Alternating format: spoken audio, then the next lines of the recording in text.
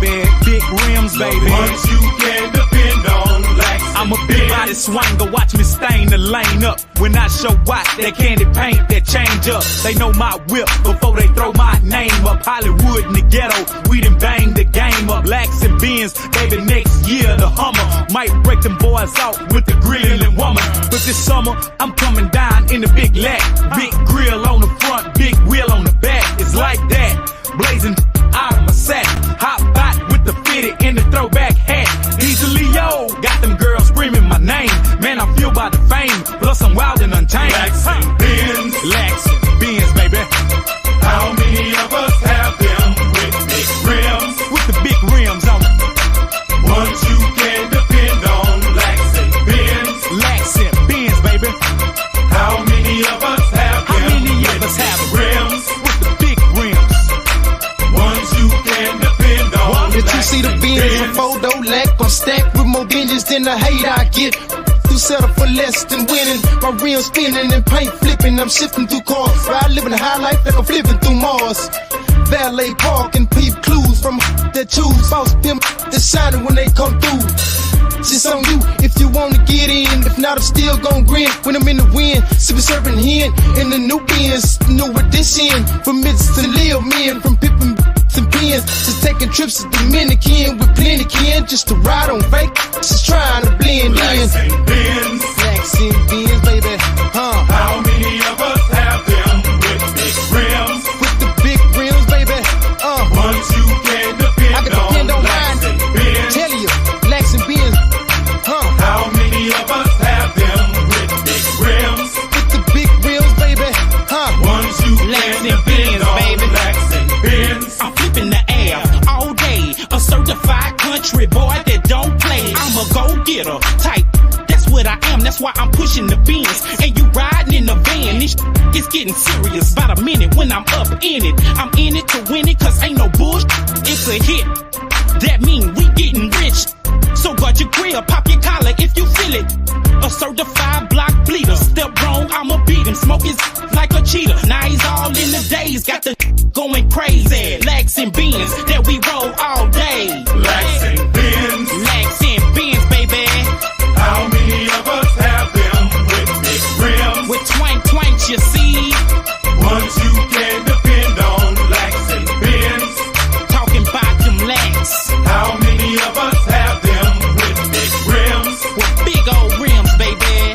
Once you can depend on Lax I and pull Benz. up in the Lack on Vogue, them low pros, car full of tinted windows, I keep them closed, smoke in my nose, letting it blow, peep in the scene, call me outcast, cause I keep the Lack fresh and clean, starch in my jeans, keeping it fly, you know what I mean, me and he's at least step in the club with a jug of Who flexing? You unwinded with my team. Don't think that we slipping because we gone off that mug mean. Plus I got a full magazine that put your ass on the page that read R.I.P. My G's, drill from these PA streets, infatuated with buckets. Man, we love to squeeze. Lax Come and on. Benz. Yeah. What? Yeah. How many of us have them with big rims?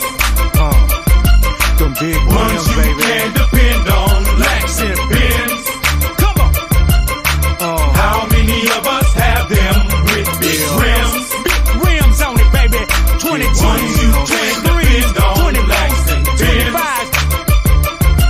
Coming down. How many of us have them Hot truck with read. big rims? Easily, yo. the ones that spin. Once you can I'm depend talking about. on Lax and Benz. Yeah. Lax and How Benz. many of us have them with big rims? Big rims, baby. Big rims, baby. Once you can depend I ain't talking on about no Lax lack and park in your Benz. yard with no motor in it. Lax and Benz. Lax and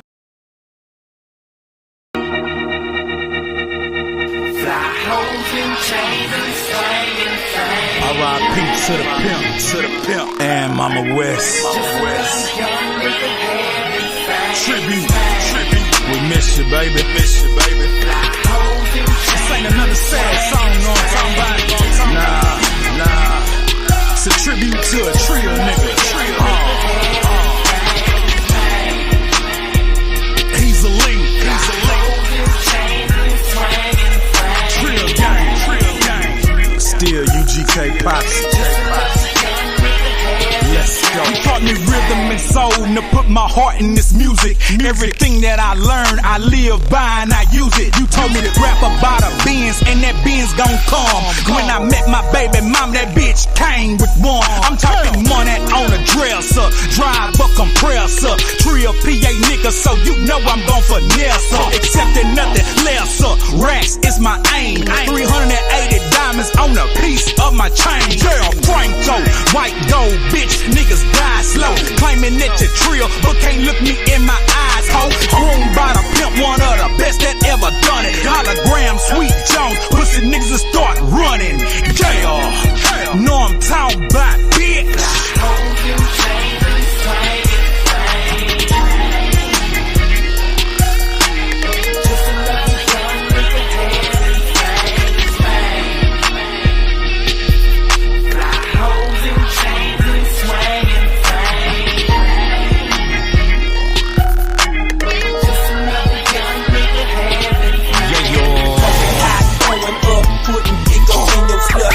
Cause I live in wood, in my hood, they call me Buck. Smoking eyes going up, putting dick up in your slut. All my cars I live in wood, in my hood, they call me Buck. Top-notch hoes get the most, not the lesser. Top-notch hoes get the most, not the lesser. Top-notch hoes get the most, not the lesser. Trash like the fuck for $40. R.I.P. to the pimp. Hey nigga, real ass nigga. Take it out, bitch, being open, let me see it. I'm Sweet James Jones and a trick I couldn't beat. Got a young brown stallion, this shit 20 years old. When she poppin' from the back, you see that hair and ass on. Holding chains and swaying just another young nigga having things. Holding chains and swaying.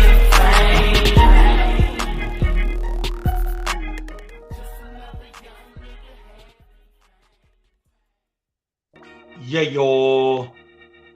Say, man, I got a little technical difficulties on my end, but I'm working on it, so I'm thinking I'll have it straight. If anybody in the chat, let me know if you can hear me okay. You know what I mean? If you're in the chat, let me know if you can hear me okay. But yeah, I'm having technical difficulties on my end. TJ, what it is? What's happening, man? What's good, Heath? Hey, so you can hear me clear? Yeah, I can hear you clear. Okay, so yeah, I guess it's just on my end. What's going on, brother? Chilling, man. Kool-Aid, kick back, enjoying this off day, man, you know. But, you know, I'm off, but I'm still working, though. You know what I'm talking about? At all times. Yeah, so, Kool-Aid. How you is, man? Man, I'm phenomenal, man. And I thank God for that energy and that feeling to be able to even say that.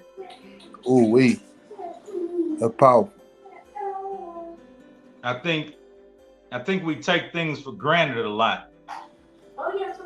We just expect to be a certain kind of way. Like it's owed to us. Mm-hmm. And that ain't the case. Also today, I'm remembering my beautiful mother. Today was her birthday. Oh man, that's amazing. And you know, I know my siblings are, you know, emotional and really sad right now. And I won't allow myself to go there because the reality of it is, yeah, I think she left too early, but she took care of her business. Yeah. You know, most we definitely. all are evidence of our loved ones that was once here and what they instilled in us. Yeah. And so today, I would say I'm a little saddened, but I'm more proud of the fact that she took the time to raise me and instill all the qualities that I possess. Excuse me. So I would say she did a job well done. Yeah. For real though. Already. Yeah, I remember when I first bumped into you, we went by your T Jones house. Uh-huh. See, she had a business going, you know what I'm saying? Yeah, resale. So I was like, man, that nigga, I know that was instilled in that nigga. I Yeah, know it was. Me and her had a lot in common. Like, she really was on her grind at all times. And I understood, she had 5 kids to raise and she couldn't depend on, if the daddies was going to participate or take care of their business. She had to go for what she knew. Yeah. And she went hard, man. All the time, man. It's a blessing, man. So that's what we talking about tonight. I'm going hard. Going hard. Or go home or fold. It's so easy. It's so easy to give up, though. Tell me about it. Like that story about that in that you read that Think and Grow Rich. Yeah. I revisited lately. Yeah. About that dude that was on the goal the whole time. He going out looking for it. Few feet from goal or some shit like that. Yeah. 3 feet from goal. Yeah. Yeah, I was talking about that a couple of lives ago. Oh yeah. Damn. Yeah. Damn. Break it down. What you talking about? It's still the same concept, man. Like you going hard, like you grinding hard as hell, and then you give up, like right when it's, you know what I'm saying? Is right when you're a few feet from you a few feet from accomplishing or reaching your goal, man, and you just give up, man. Right. Like man, that's crazy. But a lot of times, I used to find myself getting into stuff and just quitting. Like for as the business aspect, you know what I'm saying? When I had got you passed down the game to me, and I had started a lawn service, right? Mm-hmm. I went and bought all that shit, man. I went and bought all that shit, man. I bought weed eater, lawnmower, backpack blowers, all the accessories to go with it. Come on, man. Trailer,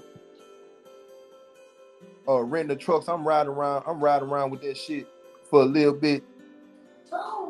Try to pick up a few people to get something done. Man, I'll just park that trailer, man. For real. I rode that shit almost like a few weeks, man. Uh-huh. And I just gave up, bro. How many clients did you have at that time? I only jumped out and knocked out a few. I did one parking lot. I did a parking lot in the Long Stove. Okay. I bought a pressure washer too. I pressure washed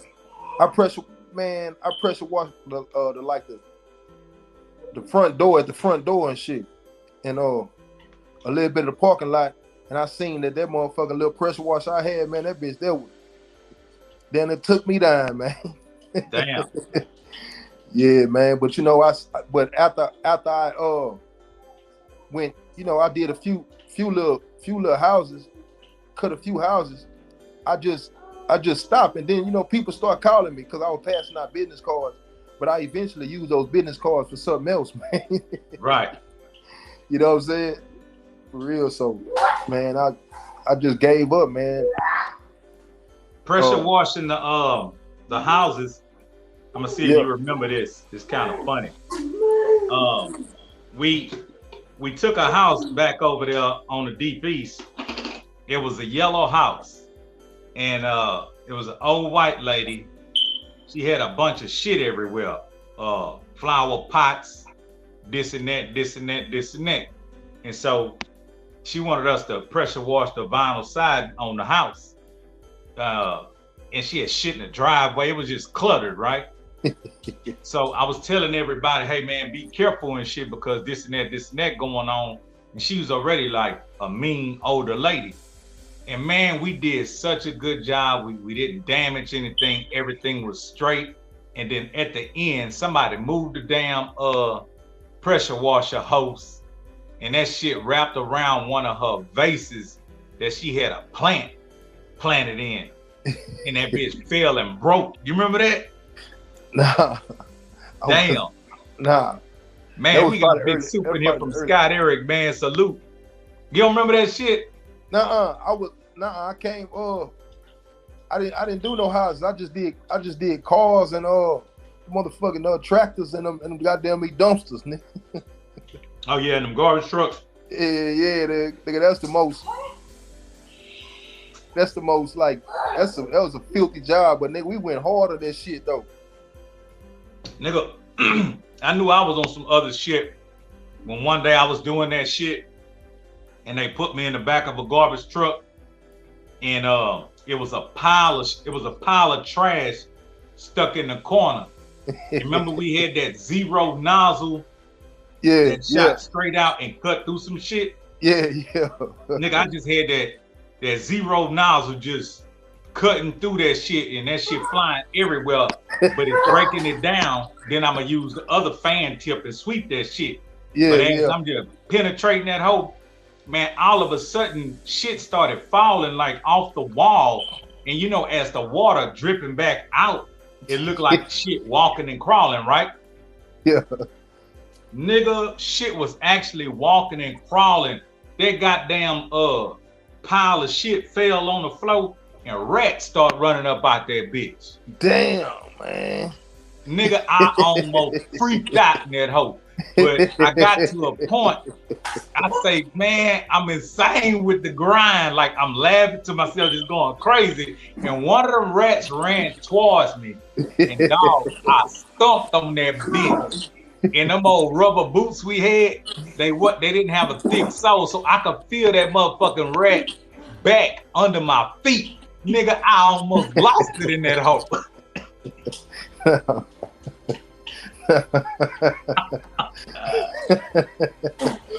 I ain't gonna bullshit you. Hey, I'm that's like, crazy. nigga, fuck it. We get to the nigga, goddamn money. I don't give a damn. I would have been laughing at your ass, boy. I would have been dying at your. I said I would have been dying laughing at your ass, boy, if I was on that one, man. Man, but we went a few times though, like that shit was like, nigga, we doing that shit in the landfill. Yeah. Almost got hurt in that landfill though. That shit was crazy, my nigga. Almost got hurt in that landfill. When me and my baby mama had broke up or whatever, I was distracted. And I'm out there doing a bulldozer. And I told them I didn't want to do it because I was mentally distracted. But they were like, man, we'll give you high dollar for it. We need you to go, get it straight. I'm like, man, okay. So when I go out there, man, instead of just being a power washing job, it was all kind of, that braided copper they use as rope to pull shit? Yeah. Yeah, man, that shit was all wrapped around the Man, they had everything in that bitch. That was basically trash in that shit. Yeah. Man. So I'm out there power washing that mud and shit. I'm getting it as best I can, but the reality of it was, man, they needed a torch out there and all kind of shit to cut through all that metal shit. Yeah. And so I'm out there pulling that shit with wire cutters and all kind of little shit I got, but it really ain't what it is. And I got a piece of that shit off, and that shit, it went forward, and then that shit flew back. Nigga, that bitch missed my head by inches. I had to call him. I said, look out, man. I know y'all need this shit finished. I say, man, but I ain't no goddamn welder. I ain't got no torches out here. I need y'all to get somebody out here and cut all that goddamn wire and metal off this hole, and I can go ahead and wash it down to the frame. But yeah, it wasn't time for y'all to call me yet because shit, I can't do nothing with that. You know what I mean? And they're like, you understand. And they had a welder come out and he burned all that shit off. And then I came back and finished it, man. But I was so distracted, dog. I wasn't really paying close attention that shit had that recoil in it like that. Nigga, when that shit flew back, that shit missed my motherfucker. That shit would have tore my motherfucking forehead off. Damn, but hey, nigga ain't give up, man.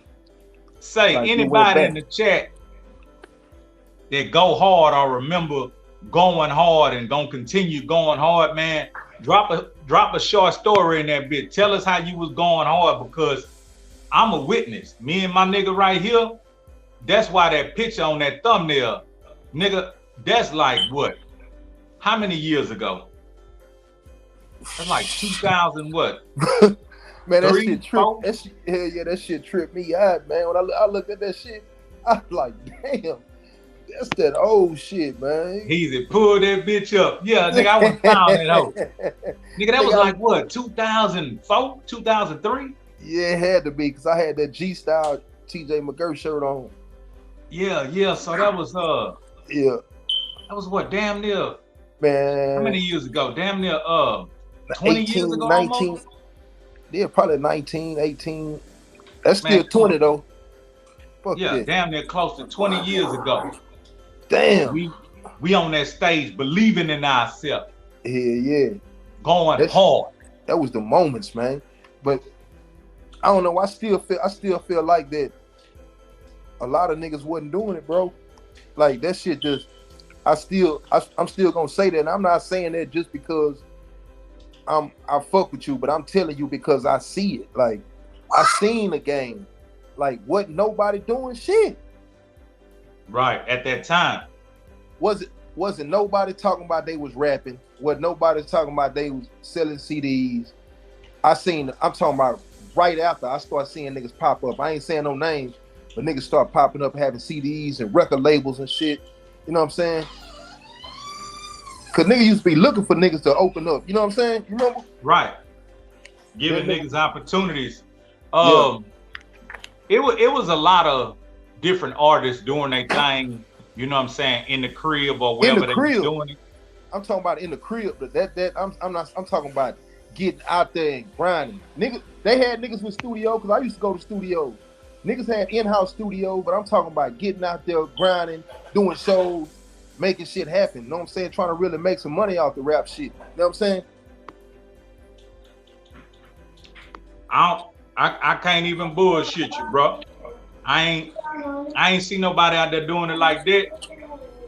And I think that was one of the things that made me jump out there like that, because I bumped into Point Blank. I bumped into Point Blank. What's up, in the H. I bumped into Mike Moe from Beltway 8. And I bumped into these niggas from Mississippi. And them niggas were popping trunk, pushing their CDs. Yeah. And I met this nigga that sold damn air freshener out of H-Town. Yeah, that nigga, he in a wheelchair. He in a wheelchair now? Yeah, that's I think he was over there about what was the name of it again? Damn air freshener. Oh, not damn. I was thinking about what's his name? Bam. Yeah. Yeah. I don't know if that's the same dude, but yeah, no, that's two different dudes. Okay. So back in the day, he used to come supply me with his air freshener, and all the while I'm thinking like, this dude is a hell of a hustler. And I'm like, I call myself a hell of a hustler, but he got techniques that I don't even have. You know what I'm saying? Yeah. And so I watched him and I learned from him. And then I seen Point Blank. He was on Gulfway and Memorial, one of my hot spots. Yeah. And he was selling the CDs, and I instantly took to him and I wanted to show him around. You know what I'm saying? Bring him where everybody is so he can get it off. But he was kind of like, you know what I'm saying? He kind of lured. And I can understand that, but he didn't really know I was an artist too. And I understood what he was doing. And so I seen Mike Moe and them from Beltway 8, them niggas be in the van. Them niggas would have thousands and thousands of dollars worth of product. And them niggas just would ride, man. And I'm like, damn. So I call myself a hustler. I call myself trying to get my shit out, but I ain't doing none of what these niggas doing. And these niggas got names. Yeah. And so I went to the H, and there it was. It was so many niggas street promoting, pop trunking, doing their thing. And I said, you know what? In the Triangle, not disrespecting nobody, but ain't nobody doing that. Hey, you remember when we down, was that me and you went to the flea market, and when Yakum was around there selling the CDs out the trunk. Was I with you? What city? The H. No, I probably so. being somebody I know else. we went to. I probably went by myself. Cause we went to King's a few times. Yeah. The clubs, the parking lots. We killed that shit. But I'm saying like that nigga Yakum, you know what I'm saying? That nigga got clubs and all type of shit now, man. That nigga was hot in the city, man. And I remember that nigga grinding hard in the bitch, man. And that's what it's about, because if you believe in that shit, you believe in yourself, you're willing to get behind your product and go stand out there and do what you gotta do. Yeah. Now the shit that tripped me out, a lot of niggas thought I should have been shamed out there pushing that shit. When in reality, I wasn't shamed touching illegal shit. You know what I mean? Yeah, yeah. Now here's some shit that I created. Why would I be ashamed to be out there saying, this my music, hey, fuck with me. You know what I'm saying? You fool with me if you cool with me. I never did get that. Yeah. Yeah. Yeah, I'm talking about never once was shame or even second thought what I was doing when I was fucking with it. You know what I'm saying? So yeah, I see you got that smoothie drink, man. What you got there? That nigga shaking it like it's a foe in there or something, man. Day 10 of this shit. This is avocados, cucumbers, spinach, little bit of garlic, little bit of lime, a little bit of lemon. There's a whole bunch of shit in here. Damn. Like a dinner. Yeah. But you know one thing though, what used to motivate me though was when somebody would tell me no, and they'll be like, nah, I ain't fucking with, I'm good. And then they'll hear that bitch from somebody, and they'll come back and try to buy that bitch. And that was another thing. The quality. That was another thing. The quality of what a lot of guys was putting out, they didn't have no quality shit. Yeah. That so shit what really made me want to push hard was because Ave and West really set me apart with my sound. Yeah, that was them niggas shit was so crispy, man. That shit was so crispy, man. But then you hear other people's shit, it sound like it's muffled, the music louder than the, you know what I'm saying? You can tell they just call that shit in the hey, goddamn what it is, man. Zay Sanchez, what it is. We talking about going hard, man. If y'all got a story about y'all going hard, shit, put it in here. We want to read it. We want to inspire and remind everybody, if you think you going hard, shit, go harder, man. Yeah, like you want to give up, man. Don't like that. It's like that push-up. You ever did a whole bunch of push-ups and then like you can't, and you know you got to hit your number? Look, PA in the building. Then you just like fuck it. You saying it in your head like, man, fuck it, man. I could do them hoes tomorrow. Yeah. But if you push and them hoes hurt like them hoes, but when you go back to do them push-ups again, trying to get that number, it'll be easy after a couple of times you push through, you know what I'm saying? Like that second or third time you push through them hoes, like you take yourself to the next level, you know what I'm saying? Yeah, you gotta push through it. More. Yeah, you push through it, man. That nigga Lee Master taught me some shit one day. But shout out to that nigga Melvis Freshly in the building. Melvis Freshly. Yeah, look, Mel G. What it is, G? My nigga, man. Hey, that nigga Lee told me one day we were running the seawall. And I think we ran that bitch all the way down. Then we were about to run that bitch all the way back. And my motherfucking side just started locking up. And the most high told me, run through the pain. Come on, man. Yeah. You gotta push through, the Most man. High told me to run through the pain, man. I ain't even gonna bullshit you. That's what you I had supposed to to hang do, it though. up. I ain't hit it in me. I used to have to hit them bleachers like that. Basketball, nigga run them whole bleachers at Memorial Stadium. Yeah. But that shit had me jumping out the motherfucking gym, bro. Yeah, run the whole side, up and down the whole side, then go to the other side, hit the other side, then hit a lap. Man, I used to be getting high too. I used to be like, fuck that shit. But then I used to do that shit though. When I started doing it, it was easy. Then we doing that shit right after practice. Damn. Hell yeah. Right after practice, that nigga just be telling nigga, take off. Take like here, send everybody in every 30 seconds, he'll send some take off. He'll point you niggas, take off. Take off. So did you play with Dominique, or you younger than him?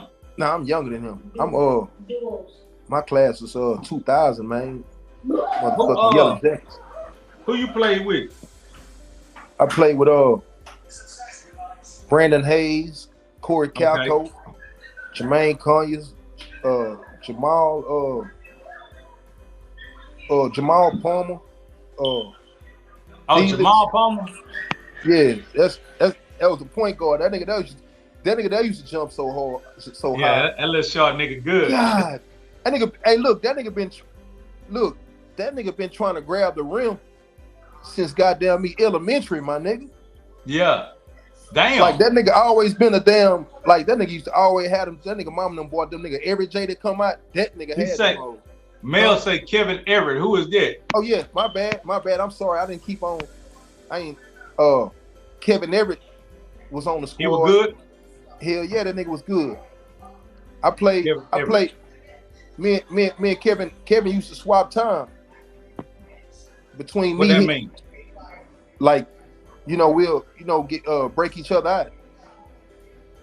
And I'll rotate between him and Jermaine. At the 4, Kevin played the 5. But it was live though. Like we had a squad though. His name sound familiar. Did he go to the league or something? Yeah, he played in the league. Hey, that's actually, I've been looking for him to tell him. That's my cousin, man. He got a big brother? Nuh-uh. Man, that nigga daddy and my daddy is cousins. Hey Mel, hit that link. We talking some of that PA shit, some of that go hard shit. You know what I'm talking about? We going back down through there. Talking about going hard. Yeah, going hard. Yeah, now this nigga Mel, he would have been coming right up behind us. But he had to go take care of that business. Yeah. I think Abe and them was working with him too, so he was gonna have that sound, and he was doing some shit, but he had to go sit down for a while. I did a song with Mel. Yeah. Oh, I see. The last time I seen Mel, we was at DMD Studio. We was at DMD Studio. You know what I'm saying? And West and them had been telling me about him, but I ain't know what was up with him or shit. And so we chopped it up, and I told him we were gonna do some work in the near future, like in a couple weeks or months. He like, nah, big homie, I ain't gonna be here. I gotta go take care of some business. And I'm like, damn, you know what I mean? Because his name was starting to ring like that. And so he disappeared for a while, but when he got out and he reached back out to me, I kept my word. And we did a song called Work. We did Push That Line. We did a video, you know what I'm saying? Yeah. Because I gave him my word way back then. And you know how I rock. So yeah, I cashed in on what I told him I was gonna do. It was many years later, but we did it. Yeah, that's the only thing that matters. You ain't give up on it. You ain't give up on some real nigga shit. Both my daughters, the songs that I feature on with you, Work and Push That Line, that's their favorite songs. Damn. Both my daughters. Damn. That's hard. At different times, both my daughters told me, shit, my favorite song you got right now is the ones with Melvis Freshly, and they told me the 2 records.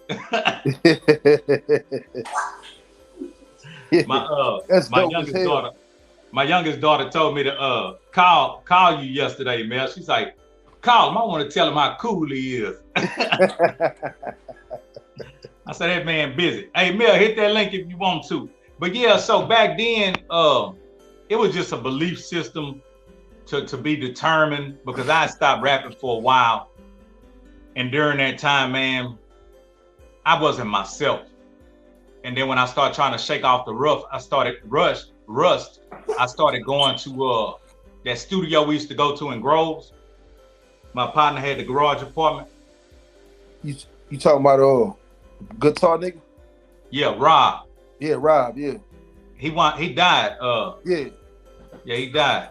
Yeah. But, so I was going over there trying to shake off the rust, and then when Jay Will came to the car lot that day, that's when the shit started, and we got back. We got back in the lab, and we got at DMD studio. Yeah. And we started making all that shit. We made what? How You Like Me Now. Yeah. Lax and Benz. Yeah. All that shit. Yeah, that was hard though. I like that. How You Like Me. Who did that hook though? Which one? How You Like Me Now. Man, that was Big Smoke and Mitch and R.I.P. Superb Herb. Oh shit, that bitch was funky, man. Yeah, you was in the studio. Was you in the studio? Yeah, I just came. Wasn't there when the hook was made, but I remember you recording that bit. Mel G, what it is? Melvis. Can you hear? I can't hear nothing, man. I'm trying to figure it out. Oh yeah, we can hear you. Y'all can hear me. I can hear y'all, but it's like y'all way in the background. I can hear you clear, verse, nigga. I can't hear y'all. Man, you know, I've been having an Android since I got out to get attention. I got an iPhone and I don't even know how to use it. Hey, yeah, man. You gotta do a bunch of swiping this way and that way, man. Yeah, man. Yeah, man, you went Santa Claus on a nigga. Y'all going live. I say, man, let me tap in, nigga. Yeah. Hell yeah. Now we was talking about going hard, man, and just being driven and determined, you know? Go hard or go home, you understand me? Yeah. So let me ask you this. You remember that day we met at DMD studio? And I was like, we're gonna get some work in and shit, but you told me you had to go sit down. I remember that. I ended up getting locked up like a week after that. Yeah, man, that was crazy. Yep, that was 2002, matter of fact. 2002? Yep. I ended up going report, and Judge Walker had put a warrant out for everybody who was behind in restitution and community service. And I was one of them. I ain't even catch a new charge. That bitch gave me 8 years. Damn. He gave you 8 years for what? The actual charge or what? See, I was already on paper 2 to 10, third degree of felony assault on a police officer. And I wasn't really doing what I was supposed to have been doing. But I said, you know, when Abe and them moved to the West, I say, man, let me see if I get a transfer out there so I can go fuck with them boys and get serious with this music. And your boy West, that nigga works some magic, man. He had secured me a transfer to Cali and everything. But bitch ass Judge Walker took over my caseload in 2002 because Leonard Giblin was my original judge. Okay. Man, that son bitch put a warrant out for everybody who was behind in restitution and community service. And shit, I was on the list. I went to report to turn my paperwork in for my transfer to Lisa Cow would say, nah, man, I got to, you know, we gonna holler at you, man. I'm gonna come see you in a couple weeks. And I ain't come home till 2009, man. Man, that's a goddamn shame. Hell yeah, I did the whole, I had 10 months already done on it, waiting in the county to go to court. And I did 7 years, 2 months flat on that 8, man, and discharged that bitch. So you had never been to prison, right?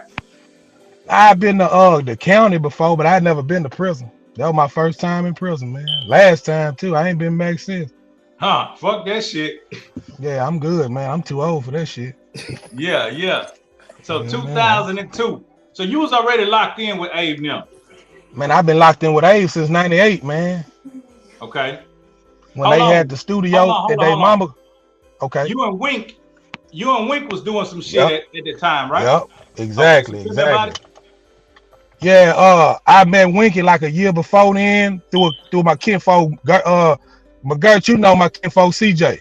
Yeah. Used to be out there alone, terrorizing loans back in the day. I seen CJ in there. CJ been gone a minute. Yeah, he been gone like 25. CJ. Yeah, Craig Dugas, man. You talking about Rock Brother. You know, remember Rock? Yeah. Nah, that's his nephew. That's his nephew. That's the nephew. He ain't that white baby lad. No. I'm talking about Rocky used to box back in the day. He was a Golden Glove back in the day. Okay. Well, anyway, longer story short, man, I met him through my kinfolk a year before. Fast forward to the homie Jalon, he introduced me to Abe. He said, man, I got this youngster I'm working with, woo. Man, y'all check him out. He was trying to secure studio time and beats and all of that. And when I met them boys at the barbershop on Stillwell, man, shit, I've been locked in since then, man. This is like June of '98 in the summertime. And shit, when them niggas had the spot at their mom's spot over there on 6th and Marshall. Man, I used to sleep in that joker, man. Yeah, in the game room in the garage. I used to sleep in that joke on that old dusty ass couch. I used to sleep on that couch. Come on. You know what I mean? Waiting for Mr. and Miss Harris to go to work in the morning, go take me a quick shower, and we get right back at it, man. I'm not going nowhere. You know what I mean? Yeah, I used to sleep in that sleep in them niggas studio, man. I ain't bullshit. But me and them niggas been locked in since like me and Wes went to elementary together. Okay. I used to be at the crib like, you know, every day fucking around some music. But right. I stopped being serious about it for almost 5, 6, 7 years. So them niggas thought I was playing. And right. I went over there with Jay Will one day and we were talking. R.I.P. man. For real.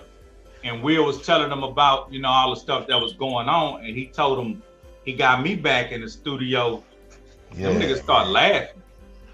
Wow. Like, man, that nigga ain't, you know what I'm saying? That nigga ain't serious. We standing under the street like, I tell them niggas straight business. I say, my nigga, I ain't never been this serious before in my life. Man. I said, what I'm about to do, man, hey, I don't know what's going to happen, but what I'm about to do, my nigga, you going to see I'm serious. Some shit about to jump, though. Some shit about to shake for shit show. And when them niggas saw how locked in I was, them niggas nigga, you got to come to Cali, you know what I mean? Hey, man, I was in a process. Hey, they actually went to Atlanta first when they first left PA. Yeah. I did a violation. I back up. Now, I didn't go to jail. I went to a little violation, like a CP, a therapeutic community type shit. I did like 9, 10 months in that when they was in Atlanta. But then when I was able to get out the halfway house, they had them packed up and moved to Cali. And I was in the process of getting out there with them boys, man. But I guess it wasn't in the cards for me, man. Obviously, you know, looking back. We caught him in Atlanta. That's when Will was still working with Ricky Diamonds. He was the engineer. Oh man! Shout out to Ricky, man. Ricky D, man. Ricky Diamond, man. And then he had an R&B singer named Chris. Nigga looked like Mr. Pearly. But yeah, we that nigga never retarded, man. That nigga was crazy, man. Little skinny ass nigga from Houston. That nigga was crazy motherfucker. He talented, but right. And they working out a dope ass studio in Atlanta. We went out there and clubbed, and man, we had a good time. And we went to the Underground Mall. Y'all remember when them damn starter jackets was hot to death, but we couldn't really find no variety. Nah, man, you probably get a cowboy jacket. Yeah, Arlas or a Michigan jacket. You know what I mean? Yeah, you might find your 49ers or something, but ain't no. That's about it. You know what I mean? Everybody got the same jacket on. We walked in that Underground Mall, nigga. All the starter jackets, throwback jerseys you could muster. Did they have the white ones? Did they have the icy white starters? Man, they had everything, man. Nigga, that was my thing. We started calling back home. Say, my nigga, this what we got going on, man. Say, man, I'm talking about, nigga, man, give me 7 jackets, man. Give me, you know what I'm saying? We ain't having enough room in the car to put all them goddamn jackets in the car. Man. We grab all kind of niggas. That's how niggas start having all them brown starters and, you know what I'm saying? Yeah. Different shit, cause you wasn't gonna find no shit like that down here, man. Hell nah. Yeah, we bought that shit back. I looked up and found an all-white Grambling State starter jacket, nigga, at Foot Locker in the mall. I ain't even look at the other ones. I say I want that one. Cause I know ain't nobody. That bitch had a big G on the back. I say, yeah, let me get that. Yeah. The homies call me Mel G. The G on the back stand for G. Yeah, that's me right there. Don't let me get that one. Yeah. What size? Whatever size that is, I'ma take it. I don't care what size it is. Let me ask you this. From back then, everybody who was doing music in their little cubby hole or whatever, right? Who would you say after UGK and DMD had the tightest sound? Had the tightest sound, in my honest opinion? Man, that's a good question, bro. I'm trying to think back to who actually just really, really put a mark on the city, man. And I definitely gotta say, when you had Triple Gold records going on, I definitely gotta throw you in there, because you definitely came with your own movement, man. You one of the few that I remember watching from the penitentiary, because Winky used to write me all the time and send me little clips and little flyers and shit like that. So I wasn't able to listen to nothing, but when I came home, I was able to hear some shit, man. And I was like, yeah, man, the homie, he was doing this, definitely did his shit. You know what? My bad. I like them straight. I like them boys some straight aim, of course. You know what I'm saying? Tangled and Cass was doing they shit when I jumped home. You know what I mean? I didn't even know McGirt was still fucking with music till I came home. You know what I mean? It was a like, yeah, man, that was a reassuring sign. Like I say, these niggas was fucking around when I was fucking around, and to see niggas still doing it, it was like, yeah, it gave me the confirmation that I say, okay, I've been away from it for a minute, but maybe I link up with the right motherfuckers, man. I can probably get back in there, man, and do something. You know, try to take advantage of something. You know, I fucked up asking that question, because what I was trying to lay out was, during that time, the production and the quality, it was just... Oh shit, without a doubt, Avon West, man. That's what I was talking about. Without a doubt, on the production side, ain't no question. Yeah, them niggas beats. Them niggas beats was hard, man. For a long time, man, you know, I would record with different cats. But man, them niggas was tripping. I remember a nigga had a monitor for like an old school radio, and that nigga had a spoon in that hole. Oh man, that nigga bullshit. You know what I'm saying? That nigga playing games. And that nigga talking about come to the studio. Man, this nigga got an old school with the big knob on it. Hey, the big guy. Yeah, we gonna chill. Yeah, we gonna do a whole bunch of chilling on that one, big man. Yeah, nigga got a spoon in that hole, and I'm looking at this shit. I'm like, nigga, where the studio at? The nigga say we in the studio. I left. Got to go. Got to go. Nigga, you in here playing. Yeah, yeah. You playing. This nigga playing with a Radio Shack stereo. Hey, okay. I would have to say back then, I would have to say this. So after DMD, UGK, right, it would have been Avon West. Yeah, man, most definitely, man. Most definitely Avon West. And I ain't saying that because they're my partners, you know what I'm saying? I'm just saying because them niggas shit was jamming. What about, did you ever fall through Gangster Players and check them out? Yeah, man. You know, I'm cool with Dan. You know what I'm saying? Me and Dan pretty cool. You know, I met him through Winky. You know that's his people.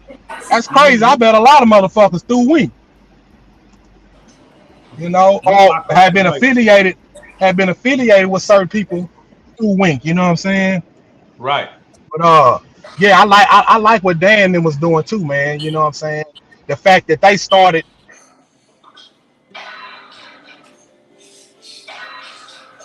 We lost you. Okay, my motherfucker. I turned the car on, man. Off. Let me see. Here I come, man. That's my bad, man. Okay, now we can hear you. We can hear you. I would have to say,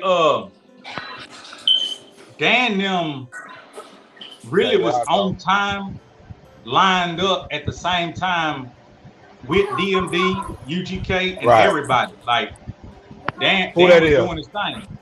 Oh yeah, Dan. Yeah, Dan did his thing, man. Like I like what they was doing, man. It was dope because I remember meeting Dan and Wayne through my kinfolk CJ years ago. We walked all the way from the deep by Gant's apartments all the way to their mom and them crib over there on 11th Street and chopped it up. That they was in the process of making that High Till I Die song. Come on. You know what I'm saying? And that Smooth Sailing. I know y'all remember that shit. Way back then? Yeah. Man, I came through. My kinfolk CJ was really rapping. Like I was just like freestyling like I was on some screwed up click shit. You know, I wasn't trying to write no music or wasn't tripping on recording. If a nigga had a karaoke but going with a beat playing, I'd jump on that. But I ain't trying to write no rhyme or nothing. But my kinfolk CJ was really at that time he was really serious about that shit, man. Like he was really writing shit back then. Man, I couldn't tell you. I couldn't tell you, man. That nigga CJ goes so hard. This nigga character. Man, he got it. Yeah, man, that nigga was on some other shit back then. That nigga was like on some. That nigga was like, man, that nigga was like, I never heard nobody or nothing like CJ. Nah, man, like, he had something. Like, cuz had a different sound, man, a different style. He in character. Like he got a voice like that nigga was alone. Right. And who you used to record with? I don't think Fam ever really actually got this opportunity to even get some shit produced or anything. But he always had that spirit about him as far as that's what he felt he wanted to do was make music. With a bunch of songs too. Yeah, he had a lot. He was the type of nigga would have a notebook full of shit. You know, I don't think he ever really got the opportunity to really produce any material, but he had it on deck. He had songs for days. You know what I'm saying? And man, we damn near was recording songs since elementary school. Right. We were okay. La Boo. Oh man, that nigga, they're awesome. That nigga's awesome. Yeah, we all come up together. Me and that nigga used to battle each other. That nigga La Boo. Hey, while you bullshitting, that was the reason. Ave them had equipment, don't get me wrong, but you know, they was dealing with BJ at the time, right? Okay. All the shit me and Lil Winky was able to work on, the music we created, the equipment that we recorded on was shit BJ invested in the Labu. Come on. Yeah, that shit wasn't for nobody but Labu. Ave and West was supposed to work exclusively with Labu. Then, you know what I'm saying, using the equipment BJ put money up for. Real nigga shit. You know what I mean? We just so happened to come through. In his music, like the character, he been that since elementary school. Right. See, this is around the time when Mary J. them was looking at him. You know what I mean? I don't know if you knew that, but Mary J. them wanted Labu bad. Yeah. Did he write a song? Did he write a song for or something? I'm not 100% sure. I know, according to Ave, at that time, he definitely was in the mix. Like he definitely has some shit going on to where, you know, who knows what could have happened had it all came together. You know what I'm saying? But we'll get him on here one day so he can tell his story. Yeah, man. If you bump into somebody that you know him and shit, tell him holler at a nigga. Oh, most definitely. I definitely do that, man. We go way the fuck back. Yeah, man. The nigga. So our situation was kind of like at the right place at the right time, you know. Yeah. Because even though me and Winky was doing all the shit we was doing, he getting in BJ ear, but it's like it's falling on deaf ears. It's not that he didn't feel like the music wasn't good. He was sold on Labu. That's who he wanted. That's who he was trying to fuck with.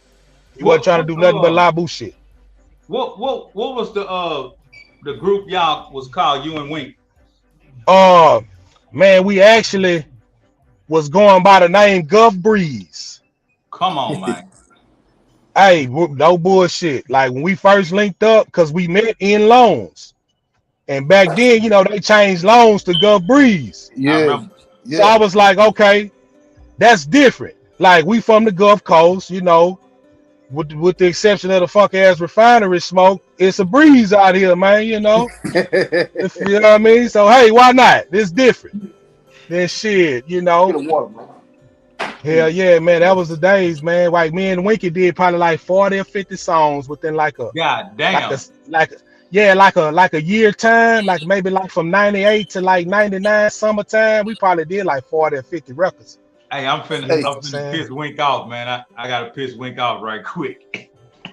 Man, one day I picked this fool up. We supposed to be going to get on some hoes. We smoking and drinking out.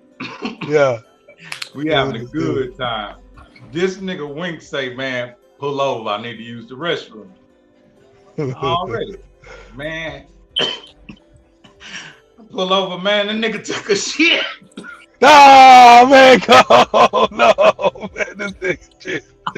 Oh, think how you gonna wipe your ass, man? Go get the fuck out of here, man. Hey, I pulled over, man. That nigga got out the car and took a shit. That nigga got back in the car spot. Man, let's go. I say, man, where you going? Yeah, nigga, I got to drop your shitty booty ass home, nigga. That nigga, that was wild, bitch. You ain't wipe your ass, I'll wash your hands. Boy, you gotta cut it out. That nigga gonna be mad at me. My nigga Wink, man. Shout out to Wink Dog, man. Hey, now. Hey, that nigga Wink was arguing. Oh, girl. Oh, girl. Oh, girl. That nigga was arguing with Pimp one day. I'm like, oh wow. Oh wow. Oh wow. I know that ain't go too well. Man, it was like Pimp was trying to help him, like right. Give him a verse and all this shit.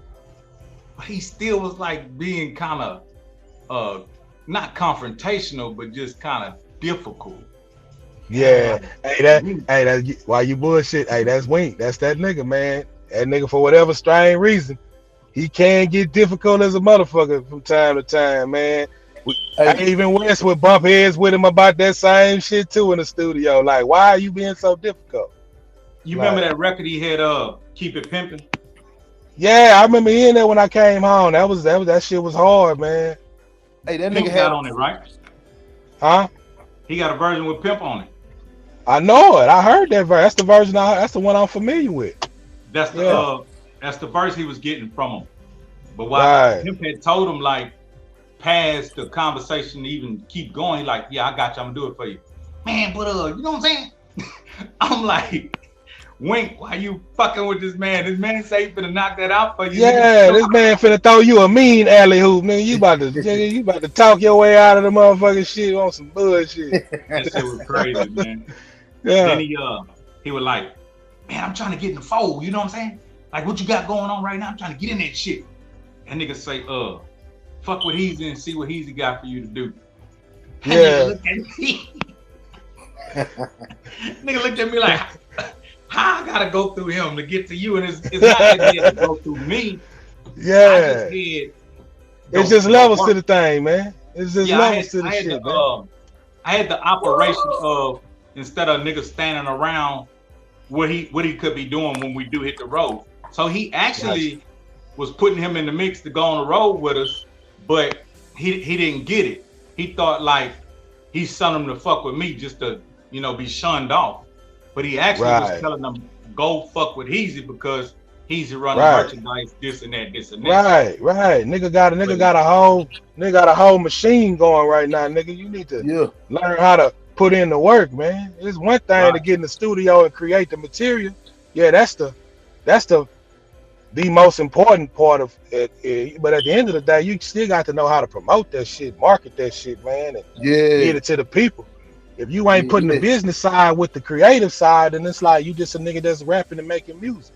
I got a cheat code, and it didn't backfire, but the hood being the hood, we were doing some innovative shit. So righteous.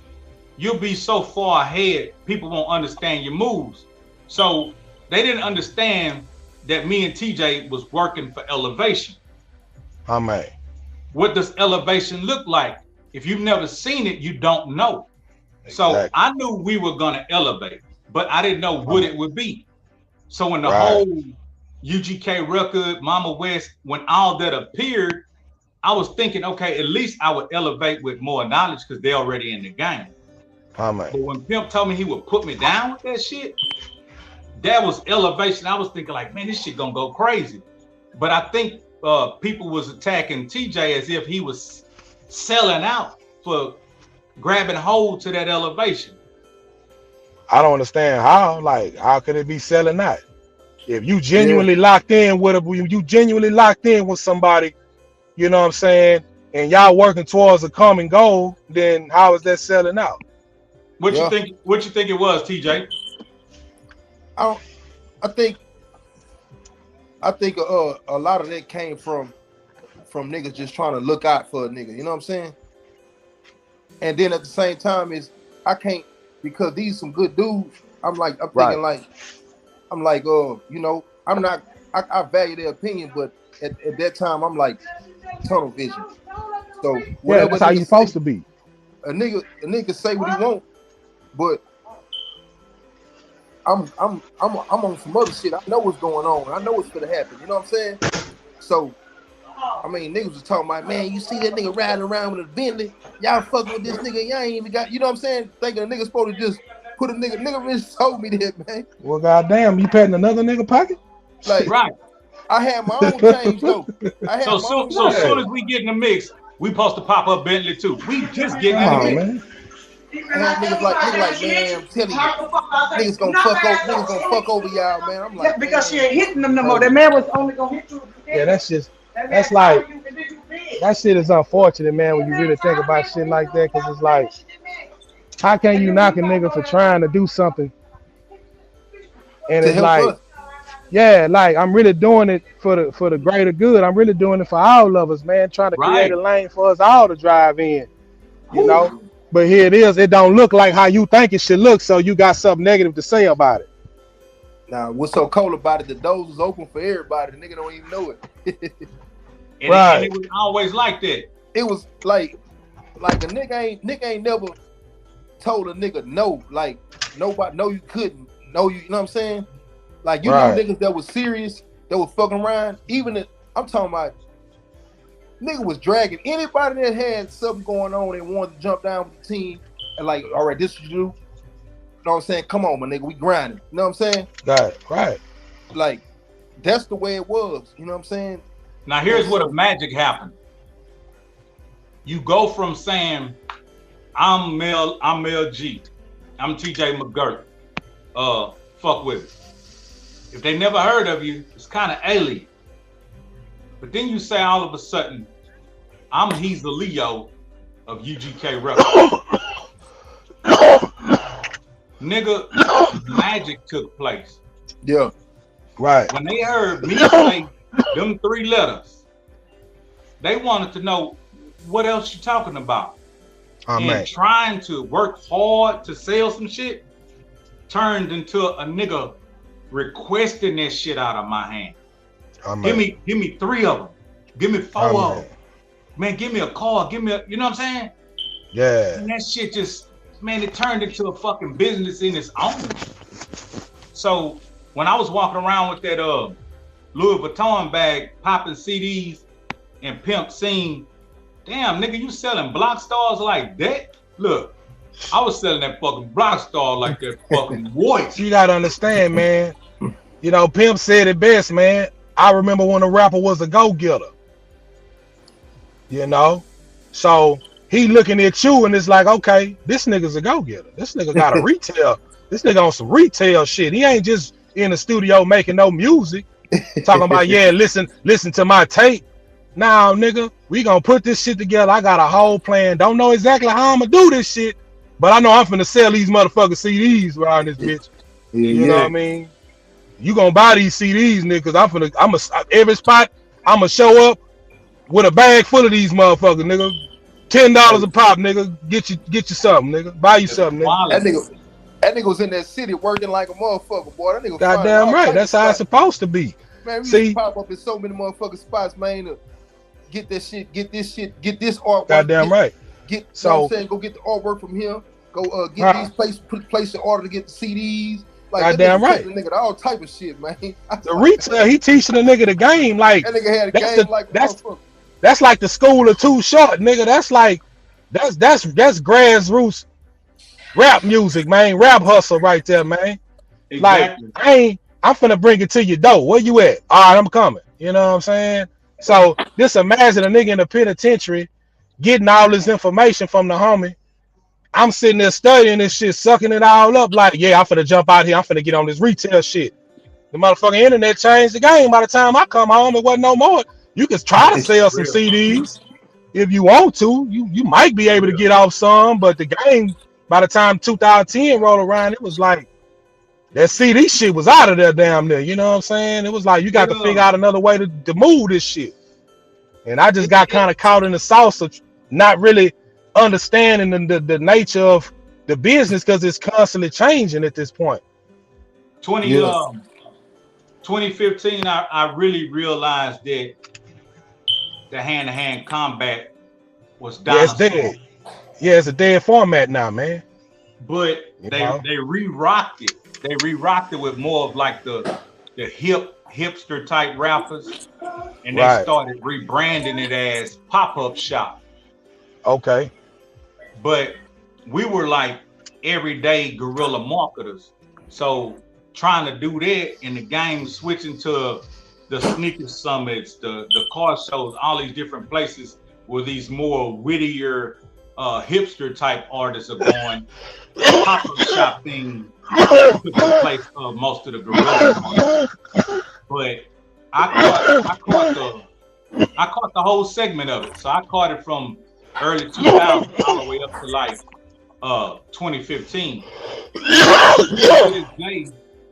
I'll pop out and sell some shit, but it ain't like it was because I used to do that shit 6 days every day, 6 days a week. Yeah, because it was a in my opinion, if I could speak on it, to me from what I'm seeing, it's like if I don't do this, I don't eat.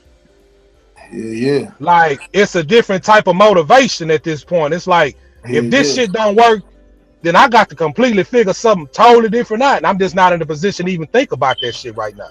This shit gotta work. Look, bro. Not to cut you. Listen, man. I seen when this man was going through it. I'm talking about in his relationship, bro. Like this nigga had an ultimatum. Like she, like nigga, like man, she telling me, nigga, if I either this or this, I'm like, damn. Not to put your business out there, you know what I'm saying?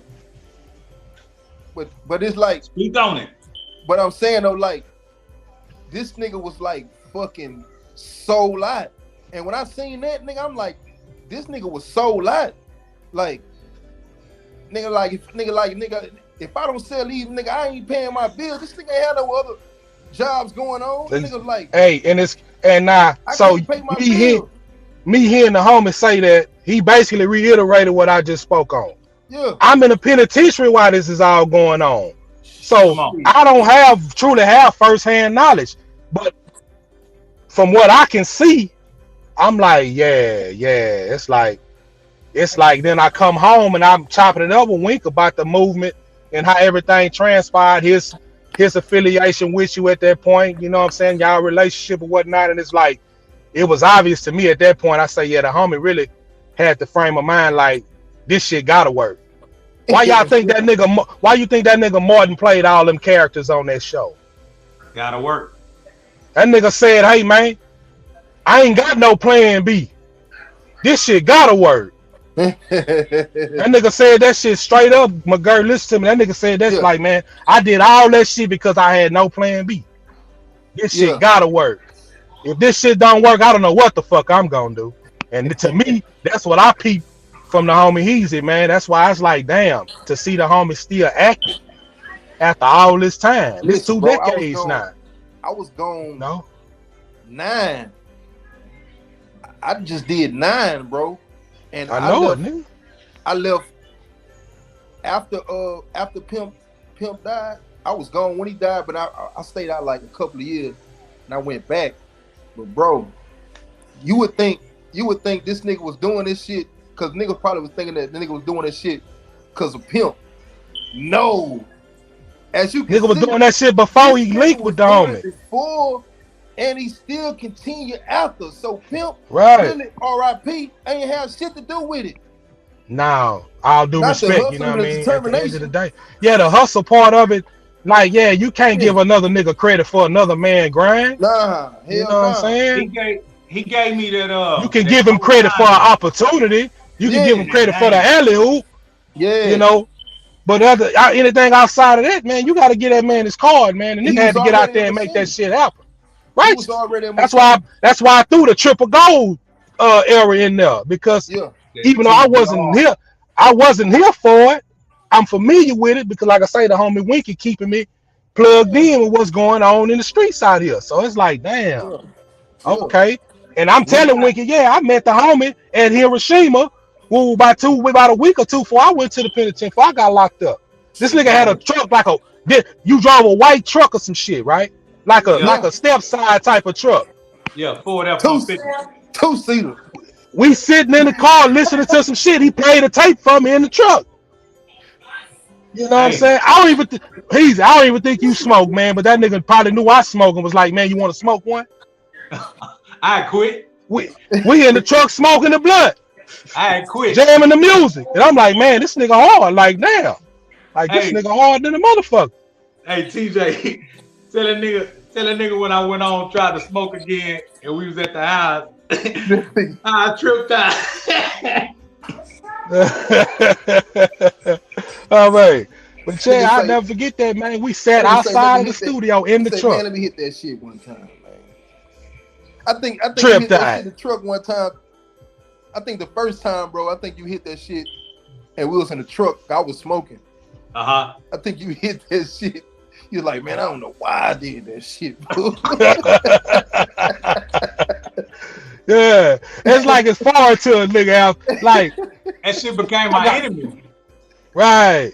I got another partner that I went to school with, man. Went to elementary school with this nigga. Man, this nigga the same way. Like, he quit years ago to start driving trucks, and it's like every blue moon he'll catch a wild happy's ass and want to smoke some weed.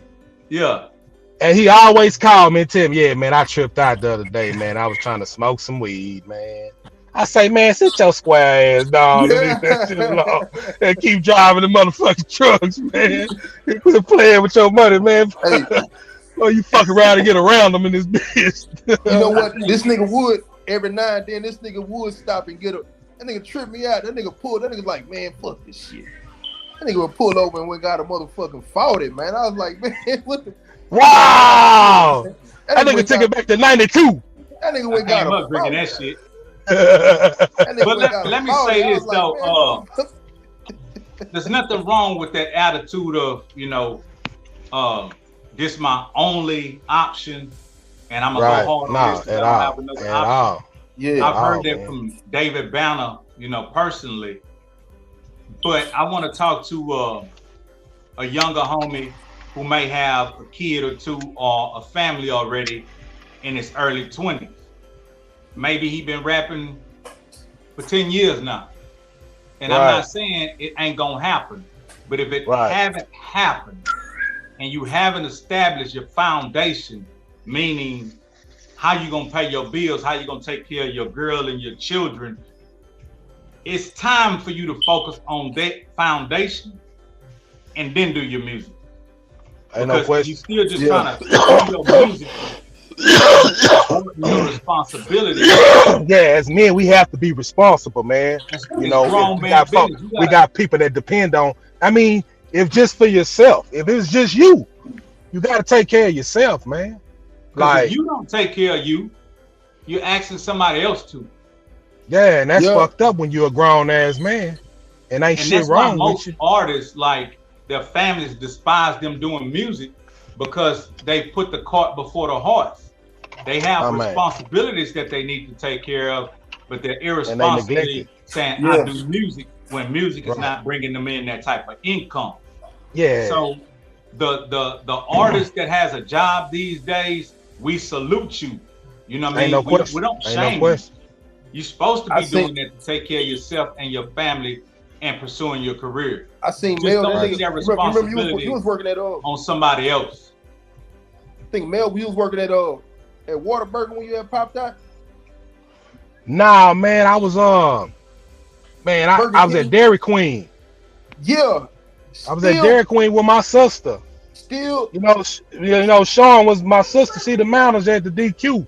Yeah. So yeah, I was flipping burgers, dropping fries. I ain't doing no tripping. Still putting that music out, man. Going to the studio. I was trying my best, man. I ain't gonna lie to you. You know what I'm saying? 2014, 2013, 2014, that was my mentality, homie. Yeah. Like, I don't know how this shit gonna happen. I don't know what I'm gonna do. I don't know how I'm gonna make this shit work.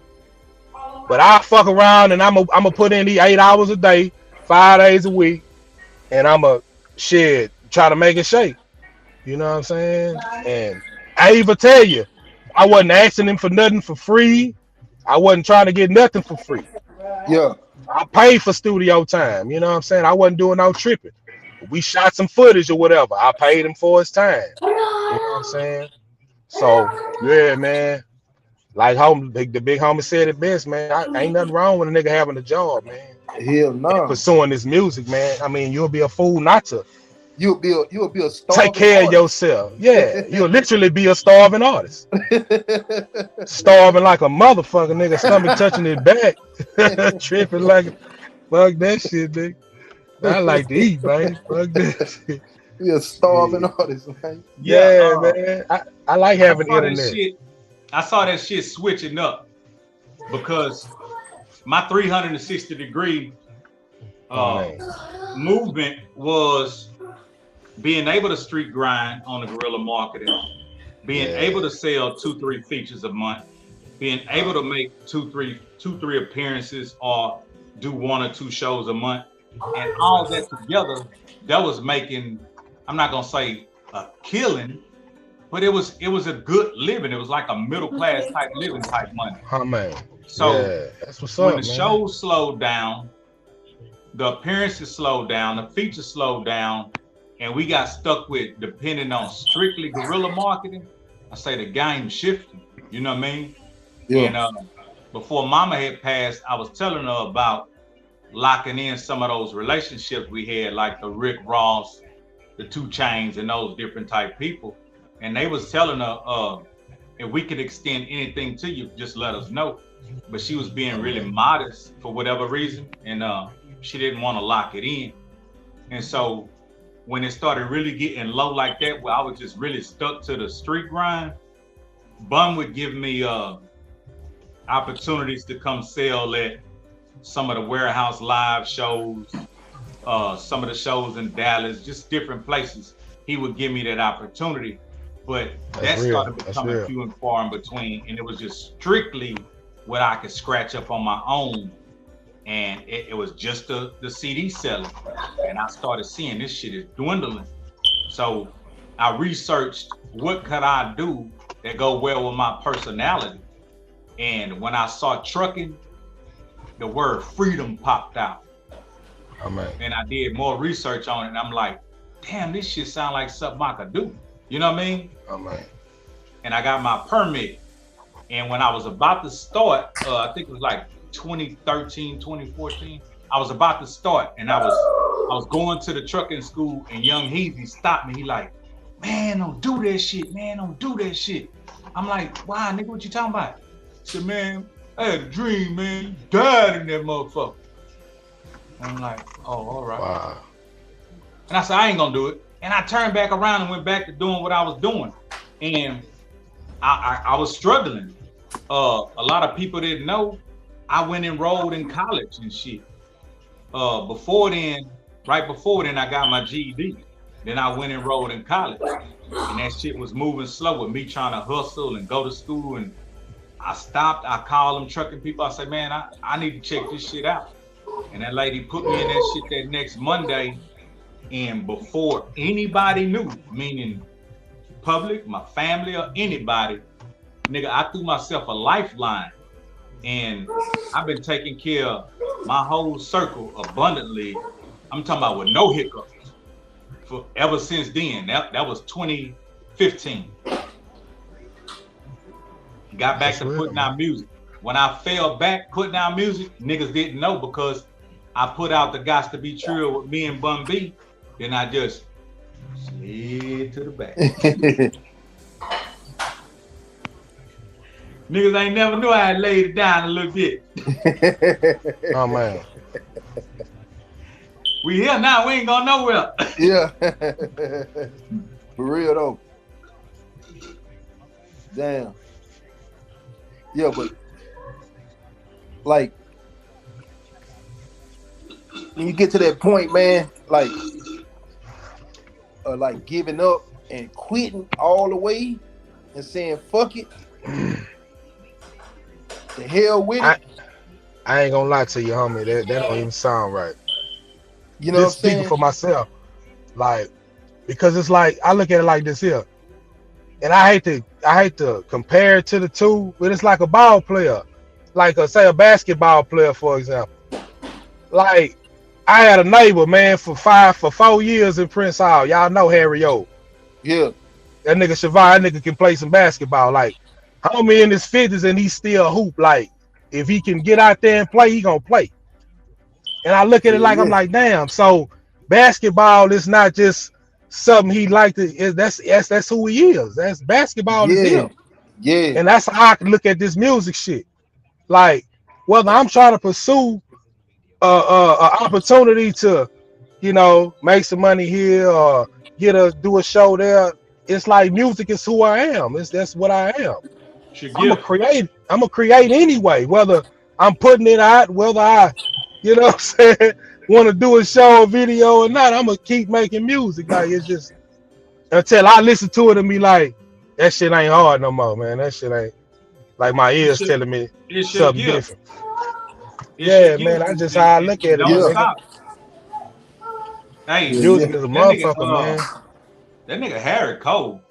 Yeah, man, that nigga can still play, man. That's crazy because this nigga 50, man. This nigga still be hooping at a high level. I ain't gonna say it's been a while since I seen him play. Like I say, I moved from Prince Hall to 2017, so I hadn't really been around the homie in about 6 years now. When I left, no bullshit, like he was still able to play, like with some young niggas, man, like can really hoop. You know what I mean? Like that nigga can play basketball like a motherfucker, man. Yeah, that nigga that good. Yeah, I'm pretty man. sure he still can.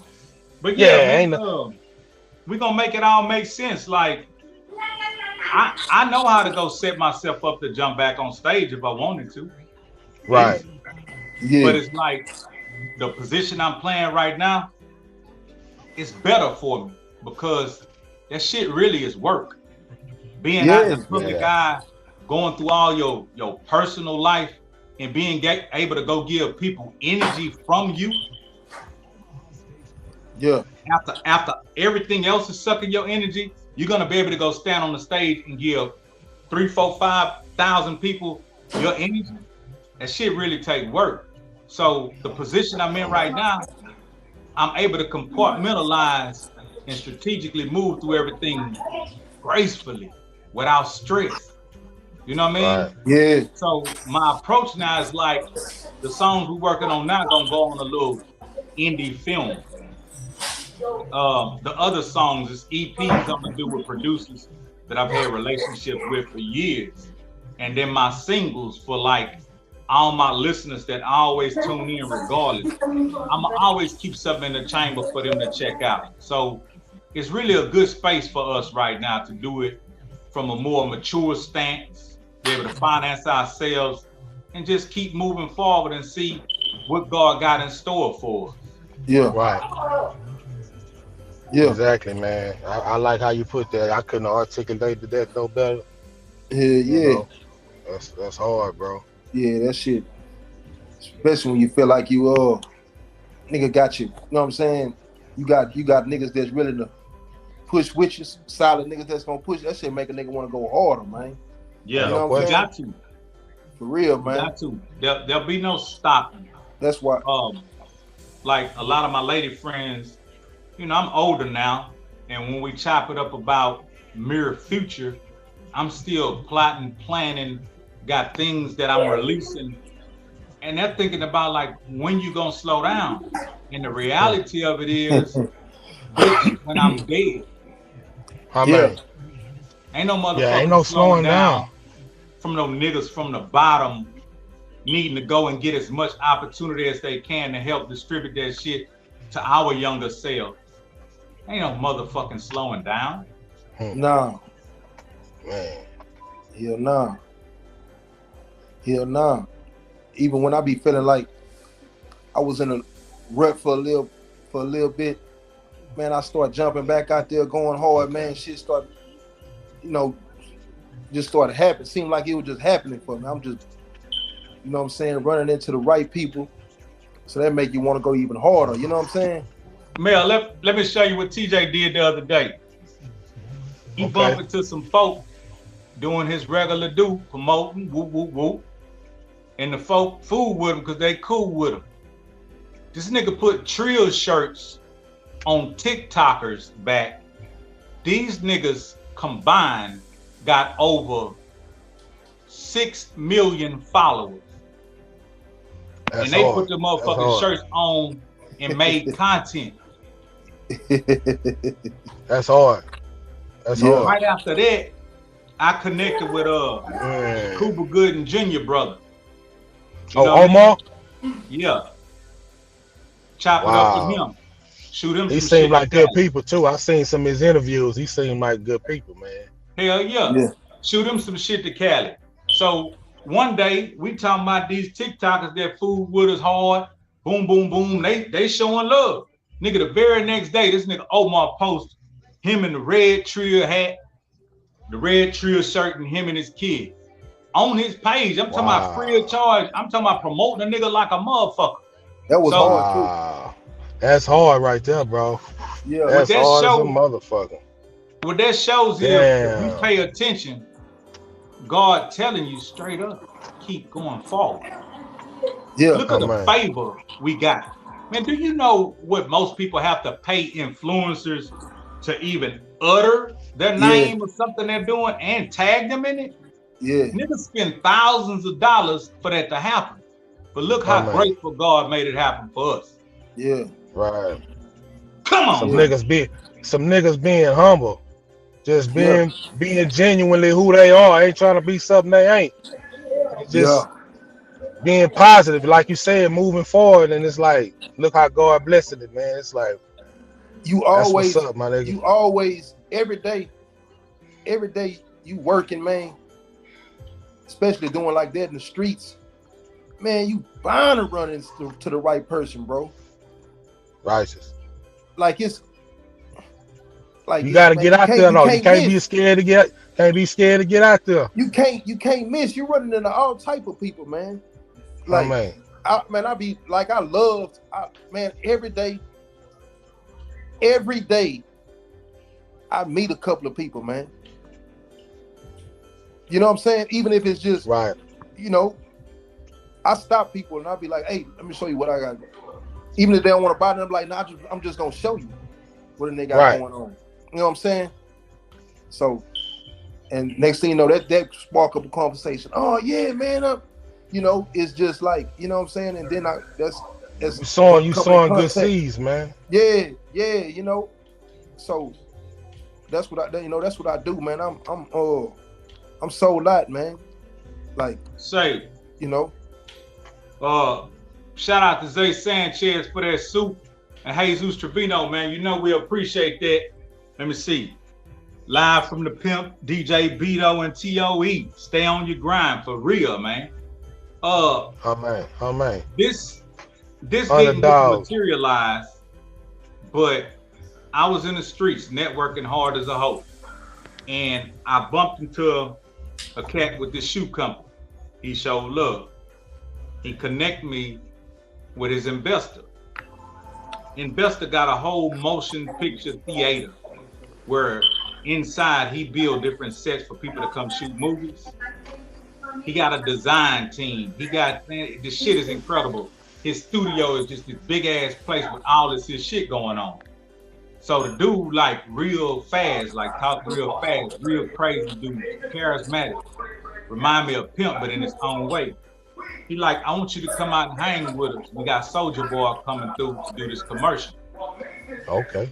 I say, that's what it is. I'm gonna come fool with you. Now I get there. When I get there, he got maitre d's and people meeting me, giving me drinks on a platter, food. They show me where the food at. Soulja Boy walking around doing his thing. I bump into the kids, speak to them, a lot of respect, boom, boom, keep it moving. Dude say he want to talk to me, so he pulled me out of the crowd with everybody, and we went to his office. Man, this man told me, "What can I help you with?"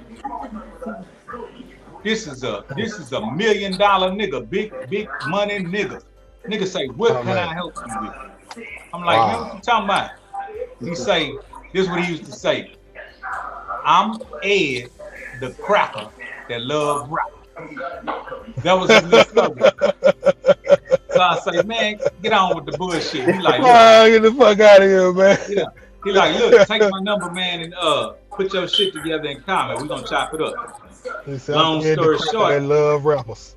Yeah, long story short, I called my homie. I'm like, say, man, the white boy came in me like this and like that. He like, nah, that white boy serious. That white boy about his business. You know what I mean? So I'm like, okay, shit. So I hit him. He like, okay, boom. Set up an appointment. Come through. Boom, boom. We're gonna chop it up. I come back in, same shit. Got his people giving me vodka on the rocks, whatever. I go in this office. I lay that nigga out my whole motherfucking operation. That nigga love my spiel. That nigga say, man, I'm prepared to help you. He say, but check this out. How big is the Trill Gear brand? I say, this about what it is. This is what I've covered. This is what I got going. He said, what about the music? I say, the music everywhere. I feature on this, and whatever. He say, check this out. I don't know shit about music. He said, but I know about clothing. He said, I'm about to go do some kind of arena show with Beyonce in Japan.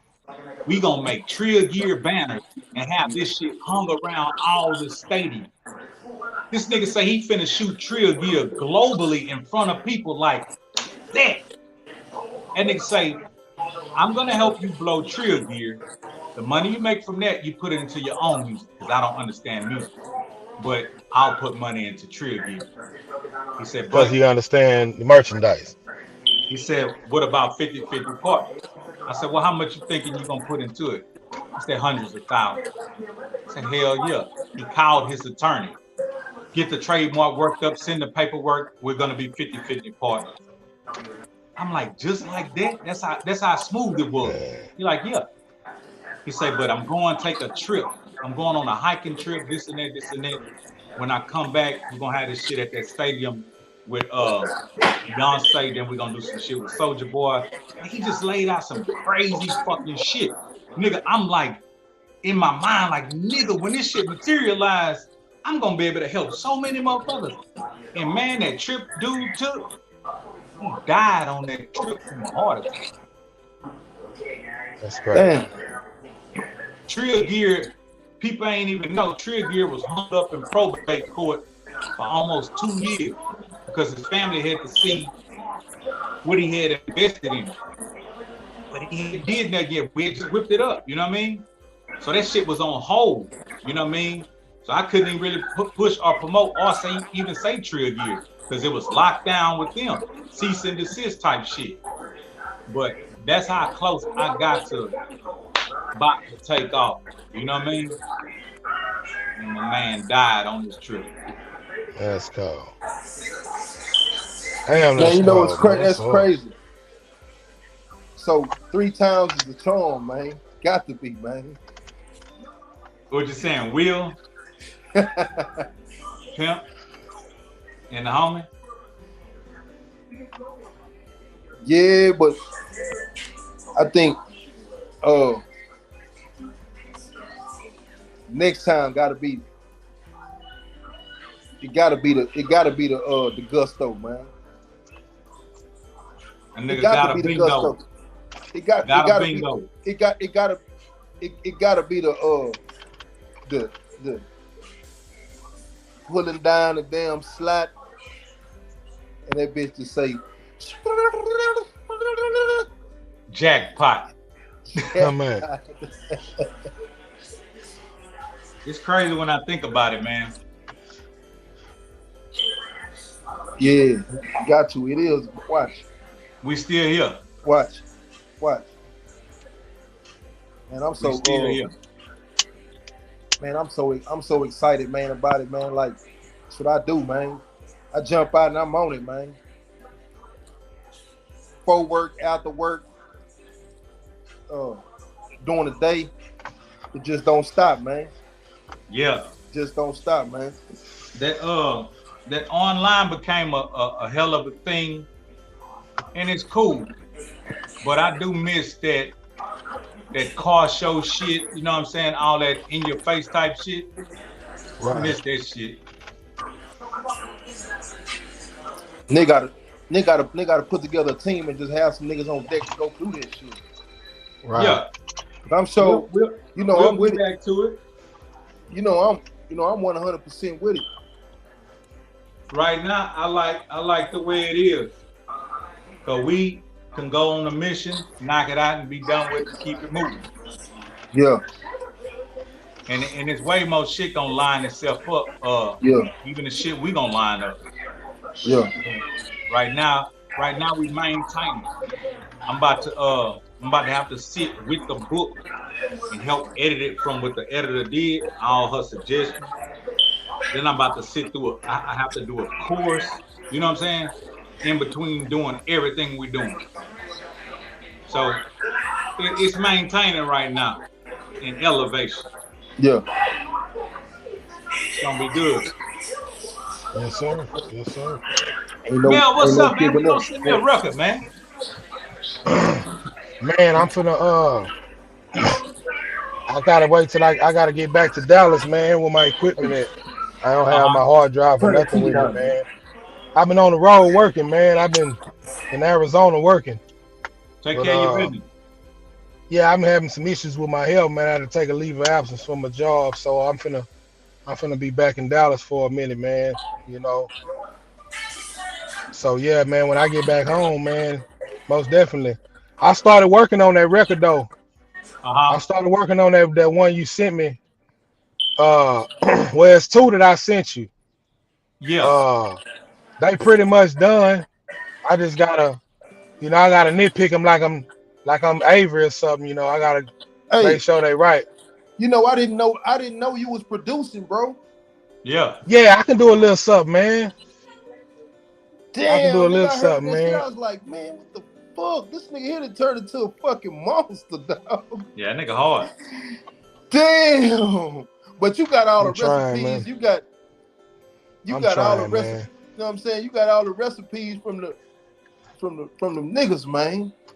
I'm really more on the mixing shit. Like I like that shit. That mixing shit. I like that shit. That shit really. I didn't even know you I'm could getting do better. shit. I think I'm getting better, man. Everything me and the homie done. I mixed all of that. You know what I'm saying? Yeah, you did. Abe taught me how to do that shit. I learned from Avery. I ain't gonna lie to you.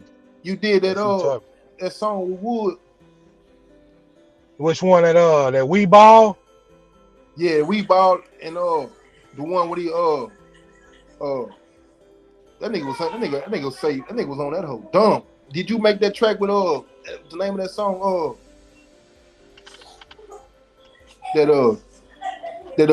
do you say? If this ain't a dope ass intro. Nah, that's some shit I had found. That's some shit I did find on the internet. And we was at Booby Spot, man, vibing and shit. Yeah. That's when I met his son, Lil Googie, man, R.I.P. You know what I'm saying? And we was in the at the auto shop, man. We fucked around the whole night. I had some of my equipment up in there, man, and I played the nigga the beat, and that nigga that shit was recorded so bad because we was in a big open ass space, right? Man, that shit took me a long time to figure that shit out, man. Oh man. That bitch sound good in the bitch though. But I was able to figure it out fucking with Ave. Ave, you know, every time I run into some shit, I always hit him up. You say you got a few unreleased C Wood joints, huh? Yeah, I got well, I know the homie Koyo got some stuff. Shout out to the homie Koyo. Okay. He got some shit with Wood he working on. I got one that I want to put out. I don't know exactly how I'm gonna do it this shit, but I do want to do something with it. I think I may have put out everything we did, I think. Yeah. And we get a We Ball song. That We Ball song, I had the homie Skip and Nate remake the beat. That We Ball hard as hell, man. Is that out? Oh no, that's fine. Yeah, because it was I'll let you hear that We Ball, huh? So. Like that was in that same session, TJ. That intro, all that shit you heard, that little EP, the niggas did like 5 songs. Yeah. You know, I'm on 2 of them. It's like Wood got the intro, then Googie got him an outro, and then he had a little freestyle to that Cut It beat. He jammed on that, and then we did a couple songs together, and the one was We Ball. And I was trying to find the information to the beat, because you know I got the original session, because I engineered the song. Yeah. So I got with the homie Skip and Nate, man, and shit, them boys remade the beat for me. And before Wood died, he wanted Koyo to get on it. Man, that bitch go so hard. So Koyo wrote a verse to it and dropped on it, and I'm just waiting for the right time to put it out there. When we put Wood on Avery and them mixes and mastering, it was over with. Yeah, man, homie, it's something about the homie, man. It's just unexplainable, man. It's just I can't put my finger on it. It's like, yeah, it's crazy, like man. J-Dog in the hood. It was like the nigga just so well respected. That go without question, you know what I'm saying? But it's something about him on the beat. It's like, damn, it just do something to a nigga, you know what I'm saying? Yeah. Like he just had that ability to make people fuck with his shit, like, you know what I'm saying? Through his vices and all that, like that shit didn't mean nothing. Like, you know, the homie dealt with shit he was dealing with, and it's like it didn't matter. He got on that mic and did them videos, and it's like niggas fucking with that Wood, man. You know what I'm saying? Like real nigga shit. Niggas showing up to the video, niggas fucking with them. I'm like, man, this nigga, like, it's hard, man. Like, but yeah, that We Ball, I wanna do something with it. I want to do something, man. I don't really know what to do with it other than just mix and master it real good and put it out. You know what I'm saying? But I definitely want it to be out there. I definitely want people to hear him. And I got another one I got a one in the vault that I want to throw out there too. Man, I got Koyo to get on there too. I told Koyo to get on that one too, because they was really locked in. You know what I'm saying? Him and Yo was locked in tough at one point before he passed. So I'm like, yeah, he was telling me I think the homie would have wanted it that way. I think, you know, like if Koyo can be a part of it, definitely see what's up with it. You know what I'm saying? So I went into it. Telling me about it right before he passed. Yeah, started back hitting me up and shit. Yeah, man. Him and Koyo had they was working on they had some shit going on, man. They could have really, like, they was building up some steam. Shit was really picking up some steam, man. It was like shit just fucked up, man. Yeah. All right. Shit happened right here in the hood. Yeah, shit happened right here in the hood. Like I wasn't there when it happened, but I'm right here on 8th and Memphis.